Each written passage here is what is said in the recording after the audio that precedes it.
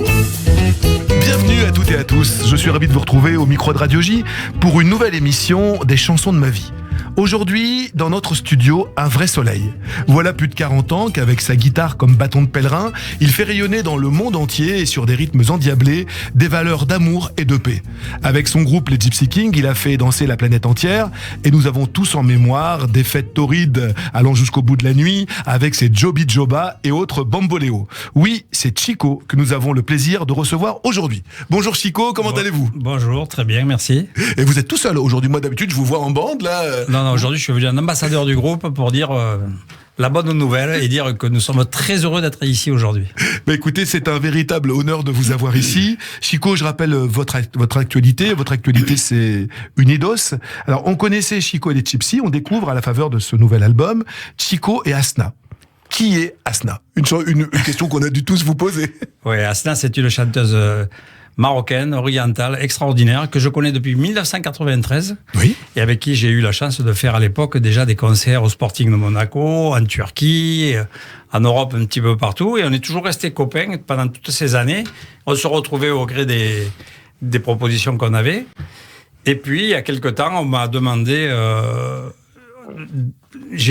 nous étions invités par une amie à Marrakech pour faire un anniversaire. D'accord. Et là, on a fait une fête extraordinaire. Et c'est cette fête-là qui a donné naissance, je fais un raccourci, mais à l'album Unidos. Il y a longtemps que vous aviez envie de faire ce métissage entre la musique gitane que vous connaissez par cœur et la musique arabe que vous connaissez aussi. Ben, franchement, moi je fonctionne toujours j'ai pas de plan de carrière. Oui. Je me dis pas dans 5 ans, dans 10 ans, je vais faire des chansons orientales. Mais c'est un truc que vous aviez envie Ah ben ça m'a fait un énorme plaisir, franchement. Moi j'ai déjà de chanter avec elle sur scène, c'est déjà une fusion de la Bien musique sûr. gypsy et orientale, mais de l'immortaliser dans cet album avec des créations, il y a 14 titres, il y a 11 créations, mais ça a été que du bonheur. On s'est retrouvés dans un studio où on était parti pour faire un titre et on se retrouvait avec 14 titres. Non mais 11 originaux, 14. Mais 14 avec les 3 reprises qu'on a fait. Une véritable aventure, quoi. Ah ouais, franchement, c'est une aventure... C'est une aventure de bonheur, de plaisir, et c'est ça qu'on a eu envie de partager. C'est cet anniversaire qu'on a voulu continuer, en fait. 3 d'A4, Chico et Asna, magnifique extrait de cet album. C'est les battements de cœur, ce 3 d'A4 ? Complètement. 3 d'A4, déjà, ça veut dire petit battement de cœur. Mais c'est parce que c'est un coup de foudre. Cette chanson, c'est vraiment la relation d'un homme qui avoue son amour à une femme. Et la manière dont c'est interprété, cette fusion entre l'homme et la femme, je trouve ça extraordinaire. C'est marrant, mais mon petit doigt me dit que c'est un petit peu un truc autobiographique, cette déclaration d'amour. Non, mais c'est ça. En fait, c'est pour ça qu'on a eu beaucoup de bonheur à la faire, compris. parce que quelque part, on s'est retrouvés dans cette chanson. Voilà. Alors, Chico, chanter aussi en arabe, c'est une façon aussi de retrouver vos origines. Je le rappelle, Chico, de votre vrai nom, Djaloul Bouchiki, vous êtes d'un papa marocain et d'une maman algérienne. Chico, quand et comment êtes-vous tombé dans la culture et dans la musique gitane ? Alors moi, je suis tombé très jeune dans la culture gitane, je devais avoir 11 ou 12 ans, et j'ai connu les frères Reyes en Arles, où on habite ensemble. J'avais une tante qui habitait juste derrière la rue où eux habitaient. À Arles ? À Arles. Et puis on se croisait, et puis j'ai connu les frères un par un, sans savoir que c'était des frères, c'est devenu des potes. Et un jour, il y en a un qui m'a invité chez eux pour déjeuner. Et là, je voyais rentrer les frères, les uns après les autres. Ils me disaient, tiens, il y a mon frère. Je dis, mais c'est pas possible. Et non, mais je croyais, c'était incroyable. Et puis là, il y avait la maman, Clémentine, une femme extraordinaire, et qui servait à manger. Chacun qui rentrait, le servait. Elle avait une marmite qui était sans fond. Mais c'était ça. C'était un bonheur incroyable. Et puis, ce que j'ai aimé, c'est que pour n'importe quoi, il prenait la guitare, il chantait. Et à un moment donné, j'ai vu rentrer le papa, qui était José Reyes, le chanteur de Manitas, que moi, je connaissais simplement à travers la télé. Bien sûr. Et j'ai cru halluciner. Il me dit, c'est mon père. J'ai dit, mais c'est pas possible. Vous étiez musicien déjà, vous ? Non. Moi, j'aimais beaucoup la musique. Je connaissais déjà Manitas. Mon frère m'avait offert des albums de Manitas. Et je connaissais José parce que j'écoutais déjà. Bien et sûr. puis je le voyais à la télévision. Et non, mais j'étais dans un monde, c'était un monde presque irréel, quoi. Et cette grande famille, est-ce qu'on peut dire que c'était pour vous littéralement une famille d'adoption ? Ah, complètement, ouais. Bon, à partir de là, moi, quand je suis rentré, je suis plus parti, hein. Et d'ailleurs, même mes parents me disaient, ça y est, on est perdu, notre fils, on a perdu notre fils, quoi. Parce qu'il faut savoir, c'est que moi, je parle il y a il y a plus de 45 ans. Oui. Donc ça veut dire qu'à cette époque-là, on n'a pas l'image des Gypsy Kings d'aujourd'hui, quoi. Bien à sûr. cette époque-là, on disait, moi, dans ma famille, à moi, par exemple, pour s'en sortir, tout le monde faisait des études pour monter vers le haut, quoi. Mais moi, j'étais en bas, quoi. J'étais chez des gitans.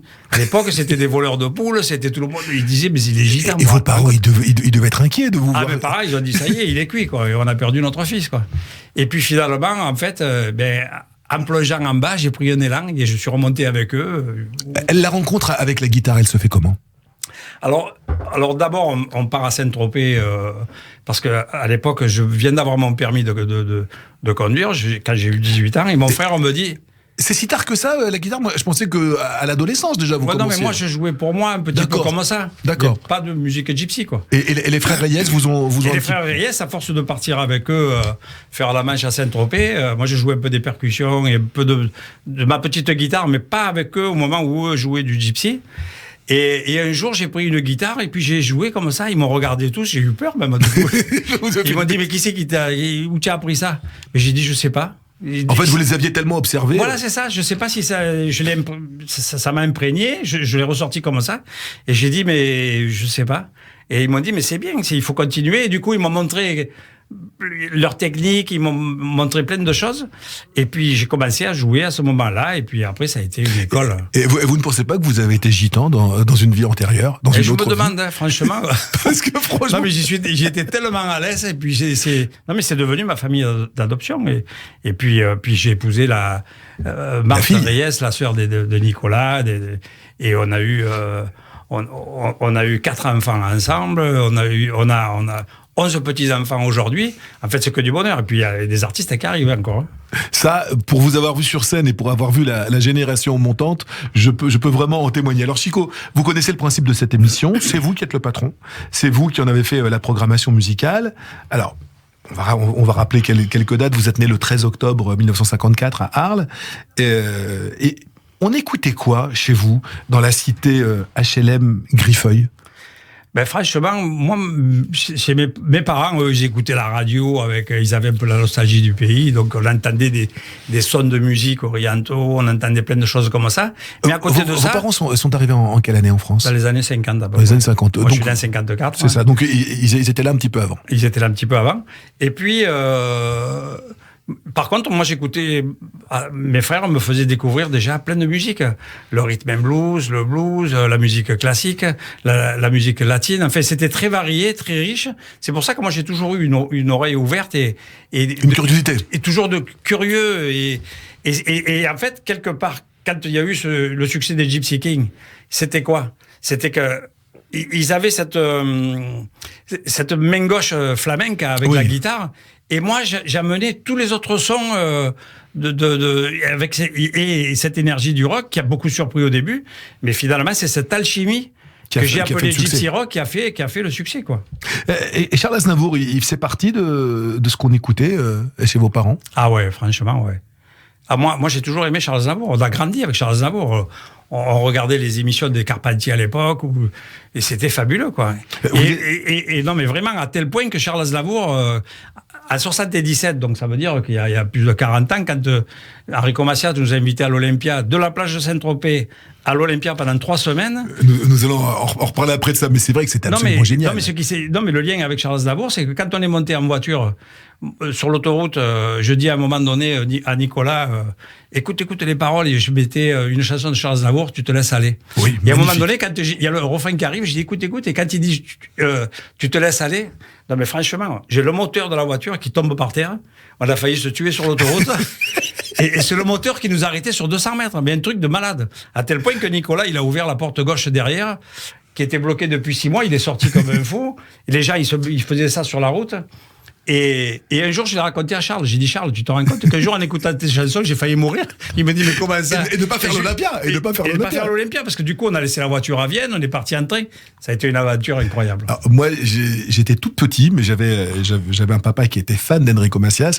En 77, à l'Olympia, je vous ai vu en levée de rideau de Enrico Macias. Le groupe s'appelait comment à l'époque? Los Reyes. C'était Los Reyes. Ah, c'était génial. Franchement, ça a été... Macias, il a été énorme pour nous. Hein. Il est fabuleux. À Saint-Tropez, Saint-Tropez, on se retrouvait dans les restaurants, sur la plage de Montréal ou à la Voile Rouge, et il prenait nos guitares et on faisait le bœuf. Et c'est arrivé comme ça.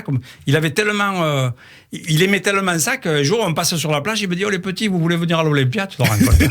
C'est génial. Non mais franchement, et ça nous a changé notre vie, parce que moi, quand je me suis retrouvé à l'Olympia et que j'ai vu le public qui se levait, qui en redemandait une autre, moi je me suis dit, mais c'est ça qu'il faut qu'on fasse.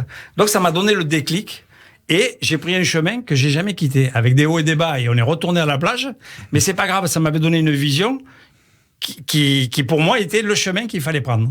Et j'en reviens à Charles. Vous étiez vraiment l'ami de Charles Aznavour. On pourrait définir comment le rapport qui vous unissait à lui. Ah, franchement, Charles, pour moi, c'était mon grand frère, c'était mon oncle. D'ailleurs, on l'appelait oncle Charles. Non, mais vraiment, il était extraordinaire. Moi, ça fait 30 ans que je le connais, Charles, parce que je l'ai connu chez Eddie Barclay à l'époque, où on allait faire les soirées blanches chez lui à Saint-Tropez. Et puis après, quand on a eu du succès, on se retrouvait en Allemagne, on se retrouvait un petit peu partout au niveau international. Il a toujours été là. Il a toujours été là. Et après, il est venu habiter en Provence. Et là, on s'est revus et puis on s'est plus quitté. Il est venu souvent dîner au Patio. Ah non, mais il est venu le Patio de Camargue, c'est un endroit, je le dis pour nos auditeurs, le Patio de Camargue, c'est un endroit que Chico a créé il y a quelques 20 ans, je crois. Il y a 25 ans. Il y a 25 ans. Et c'est à la fois... C'est presque un parc d'attractions tourné autour village, en fait. Voilà, tourné autour de la culture gitane. Et le samedi soir, vous avez un spectacle d'enfer avec une paella d'enfer. Vraiment. Et c'est le temple de la musique gitane. Non, franchement, c'est un endroit incroyable. Mais Charles venait souvent, mais on se retrouvait partout. On se voyait une fois par semaine. Enfin, on a vécu des choses extraordinaires. Charles, c'était mon ami qui m'appelait, qui me disait: qu'est-ce que tu fais dans 3 jours? Je lui disais rien. Il me disait: je vais en Tunisie inaugurer une télévision. Et on partait ensemble, quoi. Non, mais incroyable. Alors, justement, pour le gamin des cités HLM d'Arles, devenir l'ami, le proche du grand Charles Aznavour, ça doit ressembler à un rêve pour vous. Ma vie est un rêve. En fait, si je devais la définir, c'est un rêve que même pas... jamais j'aurais imaginé le 10e de ce que j'ai vécu, quoi. Et Charles, c'est une rencontre extraordinaire, mais j'ai eu tellement de belles rencontres, de moments improbables, que des fois je me dis, mais même moi je réalise pas, j'ai l'impression que c'est quelqu'un d'autre qui vit ma vie. Mais c'est pour ça que vous êtes resté très en recul de tout ça et très simple, vous êtes un peu spectateur de tout ça et c'est certainement ce qui fait que vous n'avez jamais pété les plombs, quoi. Enfin... Ouais, un jour on m'a posé la question, on m'a dit: mais comment ça se fait que vous pétez pas les plombs et que vous restez comme ça? Parce que dans ce métier, à un moment donné... Parce que peut-être que vous n'avez jamais oublié d'où vous venez. Non, moi je disais que d'une caravane, on ne pouvait pas tomber de haut, quoi. C'est une jolie réponse aussi. Alors, Chico, vous avez choisi la bohème dans les chansons de votre vie. Dans cette chanson, Charles parle des années de vache maigre vécues par un artiste peintre. Vous avez, avec votre premier groupe, justement, Los Reyes, dont vous nous parliez à l'instant, vous avez vécu des années de galère? Non. Jamais. Jamais. Jamais dans notre vie on a eu de galère, parce que les galères sont transformées en fou rire. Et puis on avait l'âge qu'on avait, quoi. Je veux dire, ça correspondait à notre époque. Quand on a fait la Manche pendant des années à Saint-Tropez, mais on était heureux. On avait 18 ans, 20 ans. C'était que du bonheur. Et puis on rendait les gens heureux, déjà à ce moment-là. Et puis on avait l'impression d'être en vacances tout le temps. Et puis de Saint-Tropez, après, avant d'avoir le succès avec les Gypsy Kings, les gens déjà nous emmenaient avec des jets privés dans les Émirats, en Italie. On faisait des trucs, mais ça n'existe pas. On allait à New York, on n'était pas connus. Inconnu encore. Inconnu. Et puis alors, il fallait voir, parce que tous ces gens qui parlaient pas le même langage, mais qui se régalaient devant notre musique, c'est eux qui m'ont fait prendre conscience que notre musique était internationale. Et qu'il nous fallait un jour un passeport international, parce que ce Los Reyes, tant qu'on était à Saint-Tropez ou en Camargue, ça le faisait. Mais dès qu'on en sortait, les gens, ils nous disaient: mais comment vous appelez? Alors je disais Los Reyes, mais il y avait des Los Reyes du Paraguay. Enfin, c'est comme les Dupont ou les Durand, il y en a des millions, quoi. C'est vous, Chico, qui avez été la tête pensante, sans faire insulte aux autres. L'architecte et de ce succès, c'est vous qui l'avez pensé. Oui, mais sans les autres, j'aurais pas pu le faire. Bien évidemment. Je veux dire, chacun a amené son talent. Voilà. Et puis moi, j'ai tout le temps pris ça comme un cadeau du bon Dieu. Franchement, je me suis tout le temps dit que d'où je viens, c'était mal parti. C'est pour ça que c'est le titre de mon livre qui vient de sortir. Oui. Parce que j'avais des copains à l'époque qui me disaient: mais Chico, tu fais quoi? Mais je disais: mais je suis avec des gitans, je fais de la musique. Ils me disaient: mais tu es mal barré, quoi. Donc quelque part, toutes ces réflexions que j'ai eues, elles m'ont tout le temps fait sourire parce que... Mais c'est beaucoup de travail aussi, Chico. Ouais, mais même le travail, c'est pas du travail, quoi. C'est que du bonheur. Et je crois savoir qu'il y a une autre jolie fée, une autre bonne fée qui a éclairé votre route. Vous nous avez parlé de Charles Aznavour et d'Enrico Macias. Il n'y a pas une certaine Brigitte Bardot aussi qui a joué un rôle? C'est ma grande sœur, elle. Non, Brigitte Bardot, ça a été extraordinaire. J'ai eu la chance de la rencontrer pour aller jouer pour son anniversaire en 1978 à Saint-Tropez. Vous étiez encore inconnu, donc? Inconnu au bataillon. Et c'est vraiment... Ça fait partie de mon destin, tout ça. Je vais acheter des cordes dans un magasin. Le gars me dit, vous voulez pas jouer pour un anniversaire? Et en plus, c'est Brigitte Bardot. J'ai dit, c'est le top. Donc, on va jouer... On va dans l'anniversaire, on joue. Mais vraiment, une soirée de bonheur comme ça, c'est incroyable. Il y avait 10 personnes. Dès qu'on rentre dans le... Elle nous voit, à moi, elle me dit, mais toi, viens t'asseoir ici. Et elle nous a reçus comme de la famille, quoi. Elle a chanté, elle a dansé, elle a joué des maracas, elle a joué de la guitare. Ça a été extraordinaire. Et à la fin de la soirée, elle me dit, mais combien je vous dois? Et moi, je lui dis, mais combien je vous dois? J'ai dit, excusez-moi, mais c'est moi, combien je vous dois, quoi. Et puis, donc, je lui ai dit, écoutez, c'est mon cadeau d'anniversaire. Elle a été tellement touchée qu'elle nous a invités le lendemain à la Madrague. Et de ce jour est née une amitié qui dure jusqu'à aujourd'hui. Et puis surtout... Un vrai conte de fées. Non, mais c'est vrai. Et puis après, c'est elle qui venait pour mes anniversaires en Camargue. Et surtout, un jour, elle me dit, Chico, quand il y a une soirée sympa, appelle-moi, je viendrai avec vous. Je lui dis, mais tu peux pas venir dans les soirées comme ça. Elle me dit, on s'en fout, appelle-moi. Et un jour, je l'appelle, je vais la chercher à la Madrague, et puis il y avait une soirée un peu sympa de mariage. Une soirée privée, donc? Privée, mais je connaissais même pas les gens. Je lui dis, écoute, il y a et une vous soirée... débarquez avec Brigitte Bardot? Je débarque avec Brigitte Bardot qui met une jupe et une perruque, et qui danse quand on joue. Et les gens, on voit la tête des gens qui disent, mais c'est incroyable, la danseuse, elle ressemble à Brigitte Bardot, quoi. C'était elle, et puis, et la légende des Gypsy Kings, elle est née là, à ce moment-là, parce qu'elle a été, voilà, c'était notre marraine, quoi. Et elle appelait tout le monde à l'époque, leur disait. Une ambassadrice formidable. Ouais, puis elle essayait vraiment de nous faire découvrir à tous ses amis et tout, et elle me disait toujours, ils comprennent rien et tout, mais bon, elle était avec nous, quoi. Vous imaginez. Et il y a eu, franchement, que s'il n'y avait pas eu Bardot, je serais peut-être pas là en train de parler aujourd'hui, quoi. Parce qu'elle a été tellement importante que la vie, elle tient à rien, quoi. Vous imaginez avoir pour attachée de presse Brigitte Bardot, c'est pas mal quand même. Ah non, mais c'est incroyable. Non, mais c'est pour ça que c'est une vie hors norme, quoi. On en revient à Charles Aznavour, à cette bohème que nous allons écouter. Et Charles Aznavour, de son vivant, vous avez consacré un album entier aux chansons de Charles Aznavour, revisitées par vous. Ouais, non, mais c'est ça. Donc... Il en pensait quoi de cet album? Parce que j'imagine que vous lui avez fait entendre, bien évidemment. Non, mais non seulement je lui ai fait entendre, mais on l'a fait ensemble. En fait, c'est lui qui me donnait toutes les chansons en espagnol, avec les paroles en espagnol que lui a chantées. Il était carrément l'artisan de cet album aussi. Il était l'artisan, et puis, du coup, on a fait un duo où il est venu au studio, et c'est lui qui se mêlait presque aux manettes. Et non, mais ce Charles, mais franchement, c'était extraordinaire. À 90 ballets, c'est pas mal. Ah non, mais incroyable, incroyable. 3 ans qu'il nous a quittés, le grand Charles, et c'est vraiment quelqu'un, je crois que vous serez d'accord avec moi, qui nous manque cruellement. Ah, il nous a laissé un vide. Pour moi, il me manque un chemin. Le midi est pas le même. J'entends. Nous continuons notre voyage en musique avec vous, Chico, et avec un autre monstre sacré. Je crois que c'était la première star gitane connue dans le monde entier. C'est le regretté Manitas de Plata. Manitas de Plata, oui, c'était l'étoile gitane. Quand on était tout petit, on le regardait et c'était celui qui nous inspirait le plus, quoi. C'est quoi pour vous, Manitas de Plata? C'était un genre de phare, un exemple, la route à suivre? C'était quoi pour vous? C'était un vrai phare qui a éclairé non seulement toute la communauté, qui a éclairé la France dans le monde. C'est quand même le premier gitan qui est parti jouer dans le monde entier, qui a représenté les gitans à l'ONU. Enfin, c'était incroyable. Et moi, c'est ma première télévision, je l'ai fait avec Manitas de Plata. Et racontez-nous ça. Pour ces 10 ans de carrière, j'étais invité avec José Reyes et Los Reyes, dont je faisais partie. Et pendant une semaine, on a joué au Théâtre des Champs-Élysées en 1974. Et on a vécu un moment incroyable. Incroyable. Et ma première télé, donc, qui était à l'époque chez Daniel Gilbert. Oui, Midi Première. Midi Première, c'était avec Manitas de Plata. Donc, en fait, ma première scène, c'était Manitas de Plata au Théâtre des Champs-Élysées en 74. C'est pas mal déjà. C'est quand même pas mal. Comme, comme parrainage, c'est pas mal. Ouais.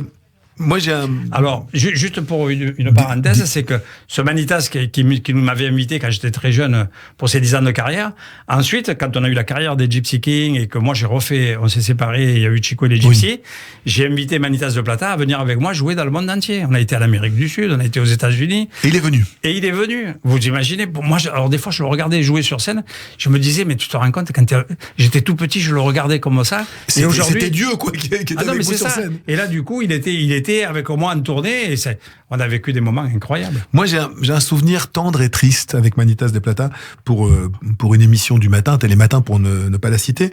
J'étais allé quelques mois avant sa disparition à la Grande Motte, au-dessus du casino. Ouais, il habite. Elle le rencontrait et j'avais été un petit peu triste parce que je trouvais que pour un artiste de cette dimension, pour un artiste qui avait parcouru le monde, il semblait vivre dans des conditions assez précaires, dans un tout petit studio. Il y avait tous ses costumes accrochés au plafond. Vrai, ouais.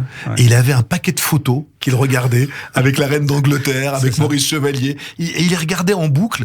C'était très touchant et en même temps très, très émouvant. Ça fait réfléchir quand même quand on voit des gens qui ont illuminé la planète entière de leur talent terminer dans des conditions aussi précaires. Ouais, moi ça m'a fait beaucoup de peine, mais d'autant qu'il a une grande famille, il a des enfants, enfin il a vraiment une grande famille. C'était compliqué de le voir comme ça. Et puis je vais quand même vous raconter une anecdote. Oui. C'est qu'en 1980, pour ses 80 ans, je lui ai fait une soirée d'anniversaire au Théâtre Antique d'Arles où je l'ai invité à jouer. On y était tous là-bas, on avait fait une Gypsy Fiesta. Et puis je dis au maire d'Arles à l'époque, je comprends pas que Manitas a pas eu de reconnaissance de la ville. Et le maire me dit, mais c'est pas possible, on va faire quelque chose. Et le soir de son anniversaire, il lui offre. Donc il y a le concert, toute la salle chante bon anniversaire. Manitas avait la larme à l'œil. Le maire fait un discours incroyable, il lui remet des clés de la ville. Et Manitas, merci, il va dans sa loge, puis la soirée continue, puis il me fait appeler, il me dit neveu, il me dit viens me voir. Il me dit mais... Il vous appelait neveu. Ouais, il me dit mais les clés qu'il m'a données, mais qu'est-ce que j'ouvre avec ça, il me dit.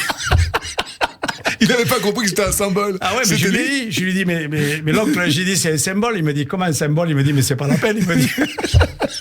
Non, mais Manitas, il était incroyable. Il était vraiment naturel. On avait l'impression qu'il vivait, pour l'avoir interviewé à 2 reprises, on avait vraiment l'impression qu'il vivait dans un monde à lui, dans un monde parallèle. Ah non, mais c'est ça. Non, mais c'était Manitas, c'était ça. Il avait son monde à lui. On lui posait une question, il nous emmenait dans son monde à lui. Vous avez connu avec les Gypsy Kings à la fin des années 80 une célébrité dans le monde entier. Lorsqu'on vient des cités d'Arles, on en a déjà parlé, et que l'on se retrouve star, que l'on fréquente des stars, on le vit comment ça dans la tête? On le vit normalement, quoi. Non, mais c'est justement des exemples comme celui du grand Manitas. Ça vous a pas fait réfléchir? Vous n'êtes pas dit tiens, quand ça marche bien, je vais me mettre un petit peu à l'abri, je vais être un petit peu prudent, je vais protéger mes enfants. Ah ouais, non, mais ça, moi j'ai fait. Moi j'ai quand même. Oui, je l'ai fait. Moi, je n'ai pas que regardé Manitas, je veux dire, dans le monde du show business en général. Vous en avez rencontré beaucoup. On a eu beaucoup d'exemples où on se disait, on est dans la lumière, c'est bien, mais que le jour où cette lumière va s'éteindre, qu'est-ce qu'on fait, quoi?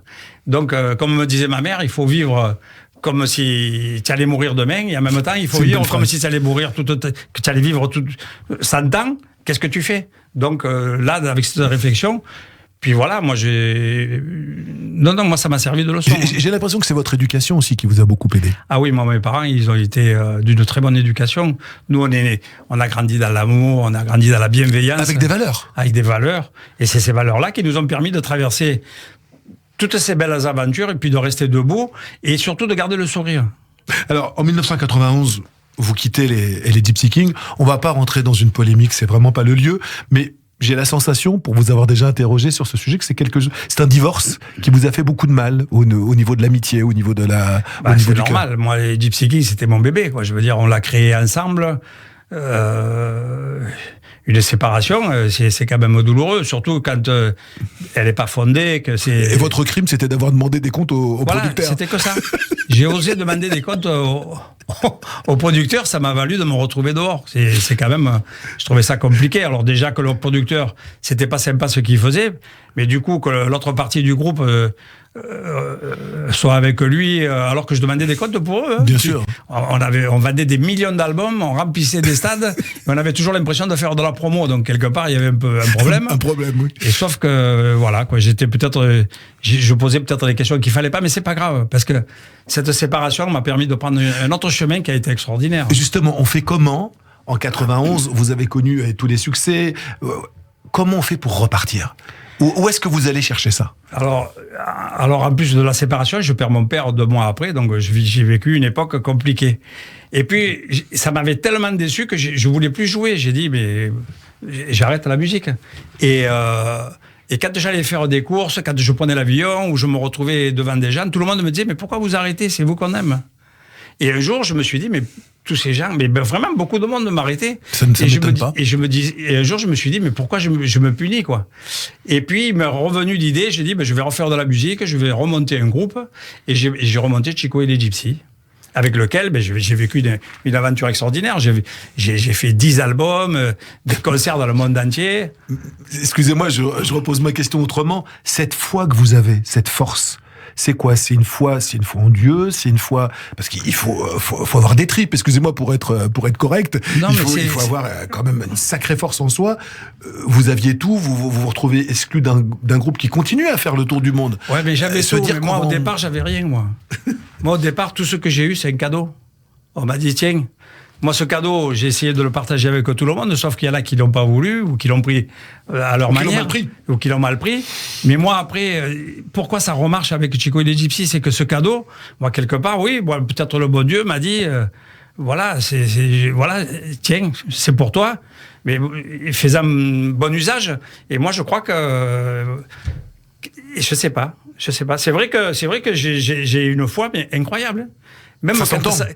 Même quand ça va pas, même à mon groupe, ou des fois quand il y a des petits bas, je leur dis mais c'est pas grave. Je veux dire au contraire, vous allez mieux apprécier les hauts parce que être toujours en haut c'est pas bon non plus. Donc c'est une formidable philosophie de vie, quoi. Ouais, mais la vie c'est ça, quoi.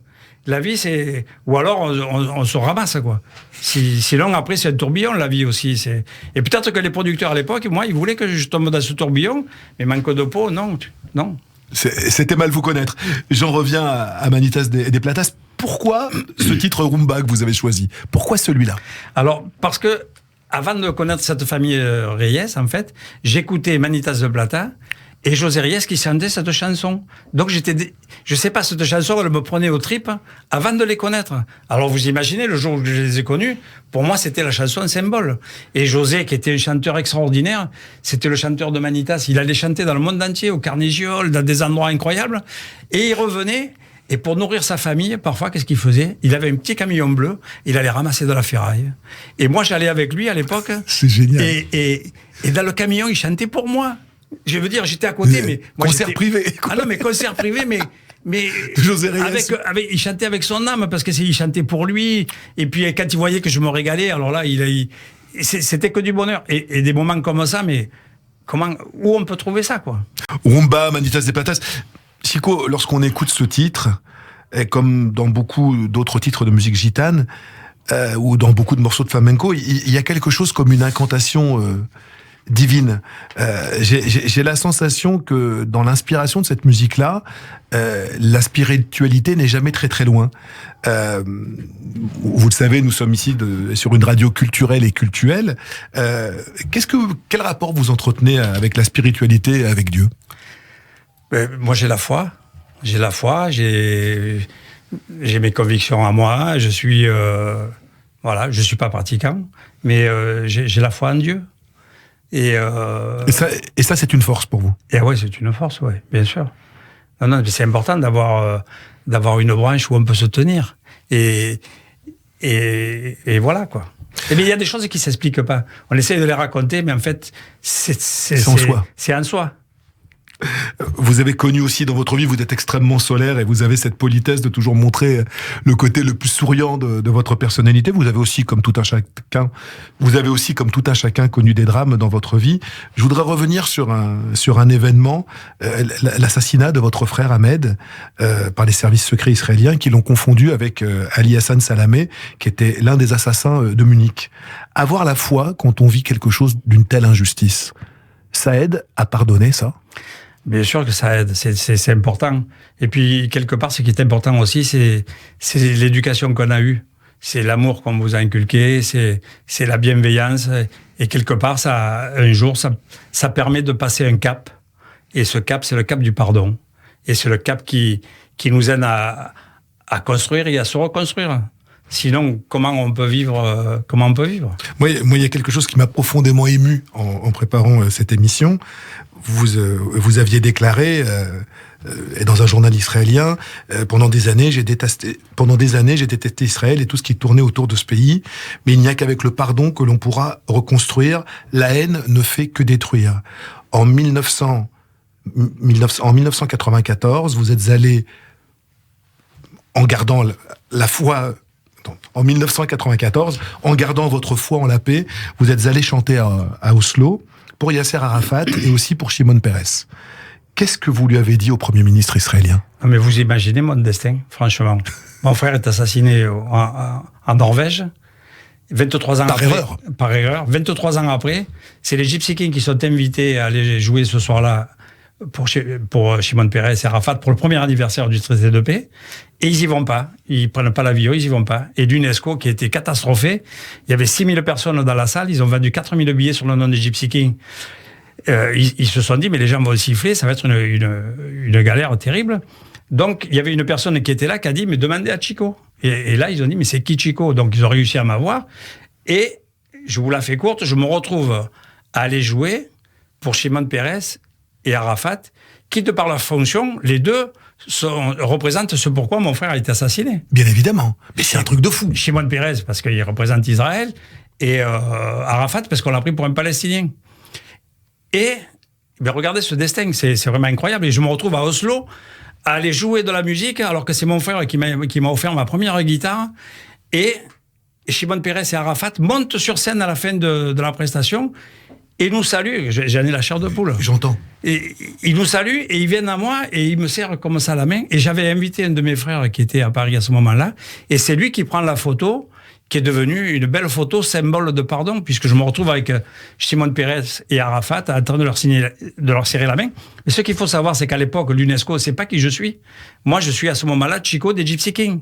Ils ne savent pas que toute l'histoire de mon frère, ils la connaissent pas. Et aucun des deux ne la connaissait. Mais personne, même pas les gens de l'UNESCO. Donc, ils me remercient. Et ça fout la chair de poule, votre tout le monde était très content. Et un an après, donc, j'organisais un festival qui s'appelle Mosaïque Gitane. Et je vois que l'UNESCO fait l'année de la tolérance. Et je me suis dit, dans mon festival, je vais faire la nuit de la tolérance. Et je vais demander le parrainage de l'UNESCO. Évidemment qui me l'accordent. Et puis, ils viennent aussi, les gens de la communication viennent en Arles, et je les invite à déjeuner. Et pendant le déjeuner, je leur montre la photo où je suis avec Shimon Peres et Arafat. Et ils me disent, on a vécu un moment extraordinaire. Je leur dis, non, mais je vais vous raconter l'histoire de la photo. Et je leur raconte l'histoire de mon frère. Alors là, je peux vous dire que ça a été un moment impressionnant. Et du coup, elles m'ont demandé la photo. Elles en ont parlé au directeur général de l'UNESCO, Federico Mayor, à l'époque. Et il y avait le commandant Cousteau qui était là, et le directeur général de l'UNESCO a été tellement touché par mon histoire et ma façon de réagir qu'il leur a dit, mais si Chico accepte, ce sera mon premier envoyé spécial de l'UNESCO pour la paix. Ambassadeur pour la paix. Ambassadeur pour la paix. Et le commandant Cousteau qui était là, lui aussi a été surpris par cette histoire, et il a dit, mais s'il accepte, moi je le parraine. Et ça s'est passé comme ça. En 1996, le 9 mai, j'ai été nommé envoyé spécial de l'UNESCO pour la paix pendant 25 ans. Et la photo, on la voit, regardez, Chico, elle est là. Elle est là, la photo. Elle est magnifique, cette photo. Incroyable. Et c'est un de mes frères qui a pris la photo.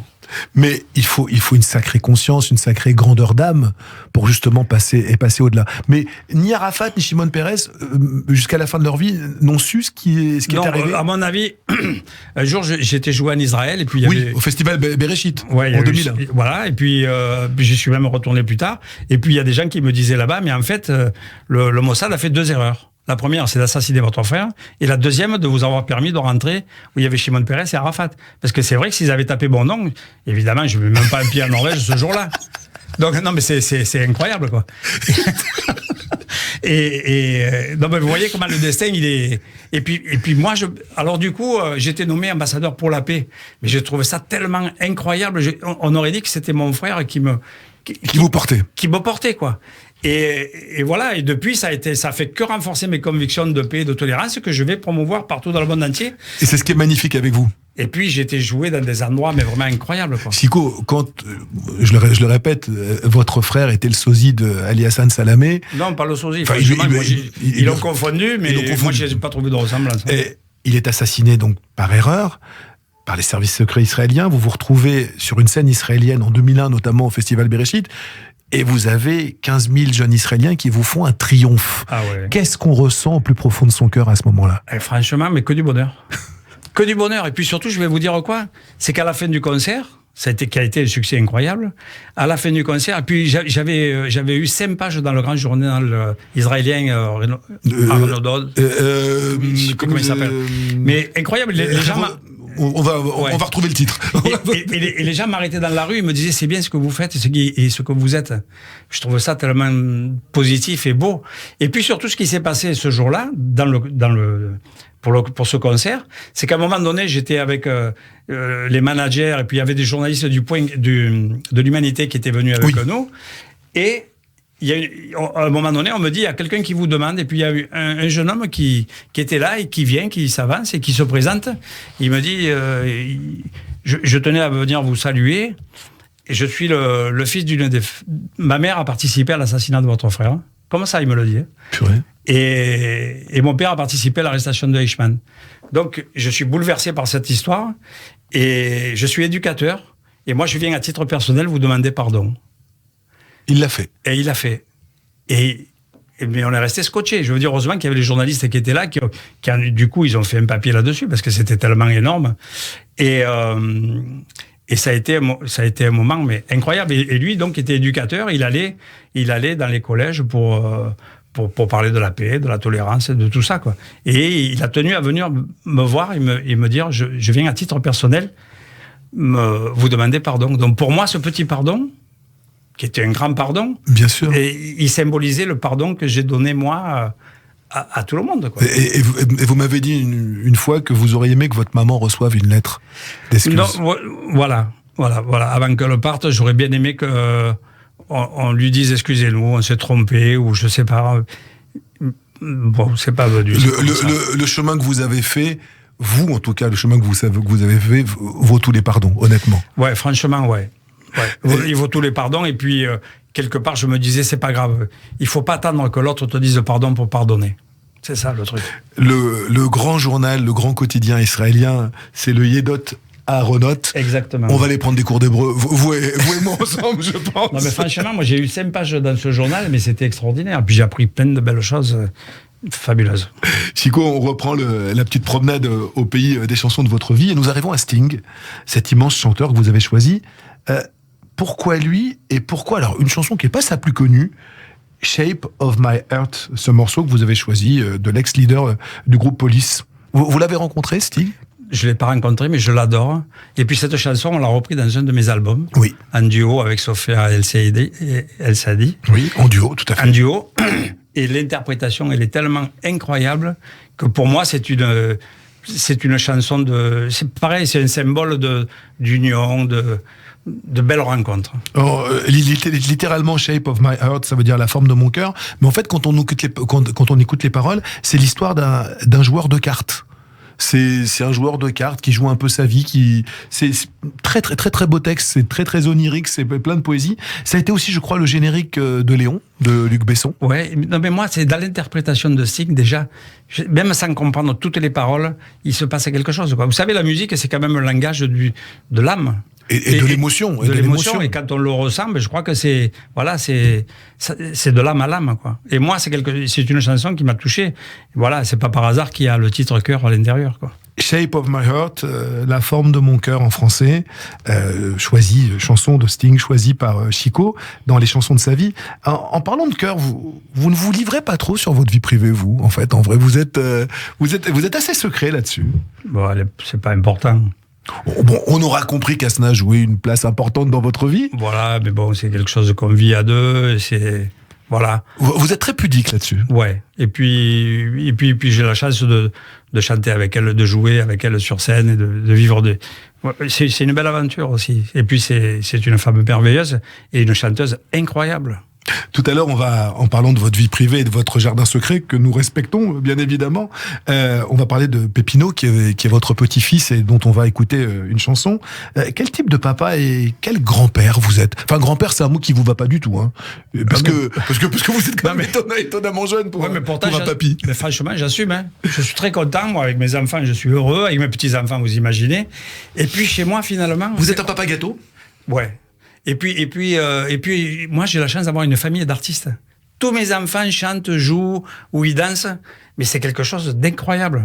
Et ça, c'est vrai que lorsqu'on vient vous voir, notamment au patio, et qu'à la fin de la soirée, on voit tous ces gamins monter avec des guitares, qui chantent, enfin, qui sont déjà, c'est pas qu'on a l'impression, ils sont tombés dans la marmite quand ils étaient petits. Et c'est votre fierté, ça, cette tribu? Ah, j'adore. Non, mais franchement, c'est la plus belle chose que j'ai fait. C'est le sens de votre vie, ça? Ah, c'est le sens de ma vie, bien sûr. Puis, vous allez voir, ce petit Pépino, quand vous allez l'entendre, il a 5 ans. Mais c'est inracontable. Il faut le vivre, il faut le voir. Et ça s'appelle Feliz Navidad. Joyeux Noël. Et je vous sens sacrément ému en l'écoutant. Ah ben, franchement... Il a quel âge? Il a 5 ans, Pépino. Et vous imaginez, pour moi, cette chanson, mais c'est mon cadeau de Noël, en fait. Le vôtre à vous. Ouais, et que je suis très heureux de partager avec vous et tous vos auditeurs aujourd'hui. Alors, Chico, depuis le début des années 90, vous êtes le leader de ce nouveau groupe que vous avez monté, et Chico et les Gypsies. Comment, au quotidien, vous gérez cette troupe? Vous êtes un patron plutôt grand frère, plutôt copain, ou plutôt patron avec les autres? Ben, franchement, je crois que j'ai toutes les casquettes. Puis, je pourrais même dire babysitter, je sais pas quoi. Enfin, psychologue, ouais. Non, mais c'était déjà comme ça à l'époque des Gypsy Kings. Hein. Mais donc, et tous les musiciens que j'ai, aujourd'hui, c'est des garçons que j'ai pratiquement vu naître. Donc je les connais intimement. Je les connais intimement, je les ai vus grandir et puis continuer cette belle aventure Chico et les Gypsies après les Gypsy Kings. Moi, je trouve ça tellement incroyable.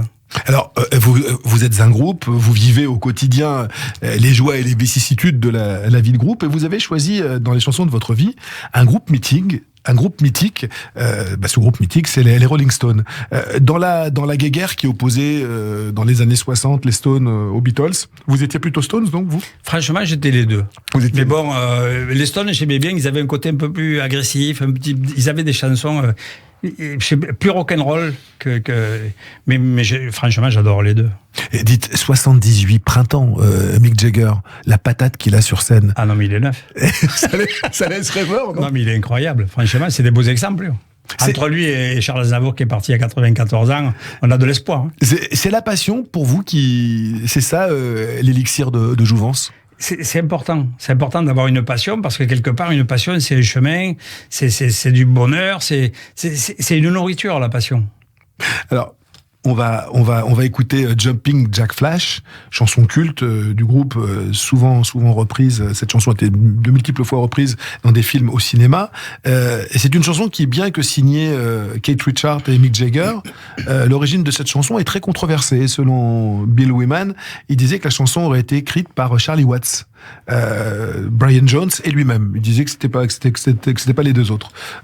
Chez les Gypsy Kings et aujourd'hui chez Chico et les Gypsies, ça se passe comment le travail de composition? Vous travaillez tous ensemble? En général, celui qui a une idée, on tire un fil et puis on fait une pelote avec. Mais pour revenir aux Rolling Stones, par exemple, ce qui est incroyable, c'est que moi, je cite les Rolling Stones, des groupes que j'aimais depuis toujours, depuis très jeune. Et un jour, j'ai eu la chance que Mick Jagger vienne et me dise: je vous aime, j'adore ce que vous faites. Non, mais j'ai dit, je me suis même retourné, je me suis dit, mais vous parlez à moi, quoi, genre. Mais c'était au Festival de Cannes et j'ai halluciné, quoi. Pour moi, c'était un des plus beaux compliments que vous pouvez nous faire, quoi. Un garçon qui a incarné à ce point-là la vie du XXe siècle. Ah non, mais incroyable. Et c'est vrai que nous, donc, de Chico et les Gypsies, en fait, il y en a qui ont... Il suffit d'avoir une inspiration, de se retrouver au bon endroit au bon moment et d'avoir une petite chair de poule avant même de commencer à jouer. On se dit, c'est là, quoi. Et puis, on est toujours en train de jouer. On mange un jour, on est dans les loges un jour. Donc, il y a toujours un truc qui se dit, ah tiens, ça c'est sympa. Et à partir de là, on construit. Chico, on le sait pas forcément, vous êtes co-auteur et co-compositeur de 2 tubes qui ont fait le tour de la planète, Bamboléo et Joby Joba. Vous vous souvenez précisément du jour où vous avez composé ces chansons-là? Ouais, Bamboléo, c'était sur la plage de Montréal, à Saint-Tropez. Et d'un coup, on a commencé à... On faisait tellement la fête à Saint-Tropez que c'était devenu automatique. Et puis on disait des mots comme ça qui revenaient, qu'on avait peut-être entendu à droite, à gauche et tout. Et puis voilà, puis la chanson est née sur la plage de Saint-Tropez dans les années début 80. Vous avez tout de suite senti le potentiel universel de cette chanson? Non, elle faisait partie des chansons qui faisaient danser. Avant d'avoir du succès, cette chanson à la guitare et voix faisait déjà monter les gens sur les tables. Et le jour où le producteur m'a dit « Mais quel titre tu penses qu'on peut mettre en avant pour l'album ?»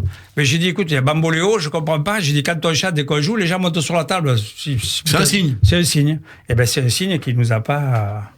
Qui n'a pas été démenti. Voilà. Et Joby Joba? Et Joby Joba, c'est pareil. C'était plutôt tourné, c'était déjà à l'époque de Los Reyes. Parce que Joby Joba, il faut savoir qu'on l'a enregistré en 1980, c'est sorti en 81. Et le succès est venu en 87, donc vous imaginez. Il y a eu un petit temps de latence, quand même. Il y a eu un petit temps de latence, mais cette chanson, elle a toujours eu du succès. Elle était déjà en 80 dans le film de Robin Davis, J'ai posé une ombre, avec Francis Huster et Nathalie Baye. Effectivement. Et ensuite, à Saint-Tropez, tout le monde mettait cette chanson au Cave des Rois, dans les restaurants. Les gens, à l'époque, c'était des cassettes. Ils avaient les cassettes dans les poches, ils les mettaient dans les restaurants. Les gens, ils écoutaient ça. Ils disaient, c'est quoi, c'est qui? Alors, on avait un succès avant le succès, par exemple.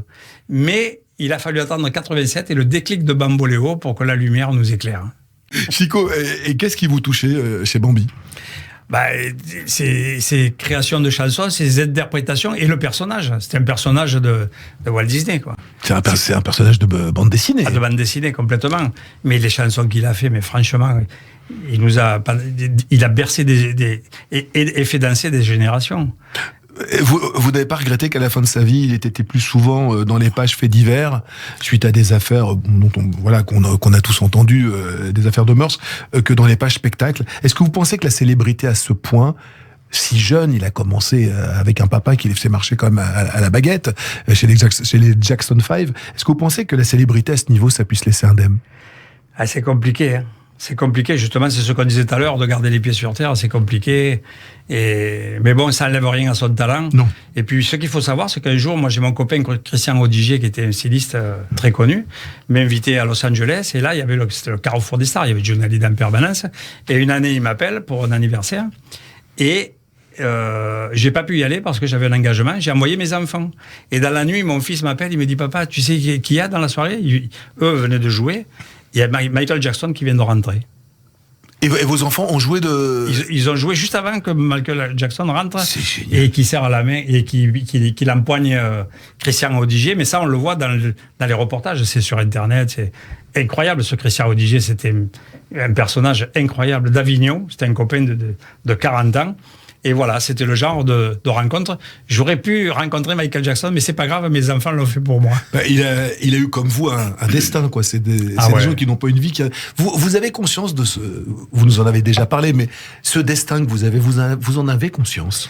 Alors, j'en ai conscience, oui et non. J'en ai conscience parce que je le vis, évidemment. Mais en même temps, si je regarde un peu dans le rétroviseur, j'ai même pas l'impression que c'est moi qui fais tout ça, quoi. J'ai fait des bouquins avec, par exemple, Mes plus belles rencontres, où je me retrouve avec le Dalai Lama, avec l'abbé Pierre, avec Shimon Peres et Arafat. Et je me dis, mais comment je peux me retrouver là-dedans, quoi? Et je me retrouve là-dedans.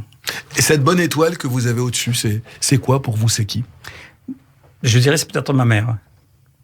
Qui vous protège? Ouais. Parce que vous savez on dit qu'on perd des êtres chers, mais on les perd pas. Ils sont, pour moi, ils sont juste de l'autre côté. Et ils sont toujours avec nous. Alors, vous êtes fan de Michael Jackson. Moi, j'ai une question toute simple à vous poser.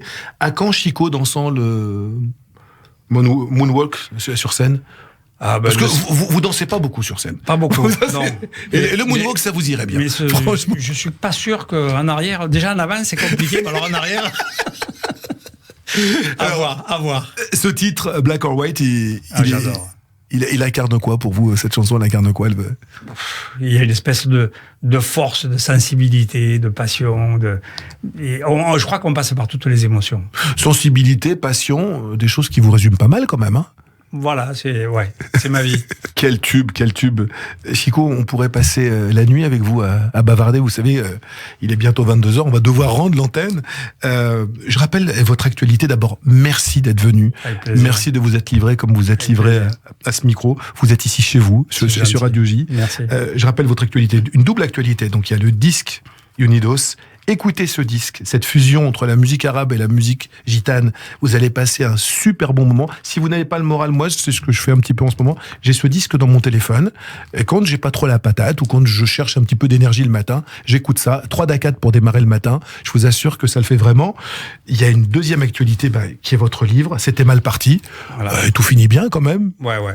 Et il est chez Amazon et je suis content parce que les gens me connaissent, mais je crois que dans ce que je raconte, dans cette autobiographie, ils me découvrent et puis je reçois plein de messages où justement ça touche le cœur des gens parce que ce que j'ai raconté au micro, c'est ce que j'essaie d'expliquer peut-être dans d'autres formes, dans le livre, mais c'est mon histoire et je suis très heureux. Vous avez conscience d'ouvrir peut-être des petits coins de ciel à des gens qui n'imaginaient pas pouvoir avoir un avenir, et en vous écoutant, peut-être que vous leur ouvrez une petite clé, vous leur offrez une petite fenêtre sur l'avenir. Et c'est votre fierté, ça. Mais le titre du livre, c'est ça, c'est mal parti. Mais justement, quand je dis c'était mal parti, c'est pour donner de l'espoir aux autres aussi. Aux autres, mais c'est ça, parce que quelque part, moi, ma plus belle fierté, c'est de pouvoir donner des exemples du bonheur que je vis, et qui peut être traversé par des tragédies, mais en même temps, c'est que la vie, elle est belle. La vie, il faut la vivre pleinement, et puis il faut dire merci la vie. Quel est le plus beau cadeau que ce métier vous ait fait à ce jour ? Le plus beau cadeau c'est de venir aujourd'hui à Radio J, de parler de mon histoire.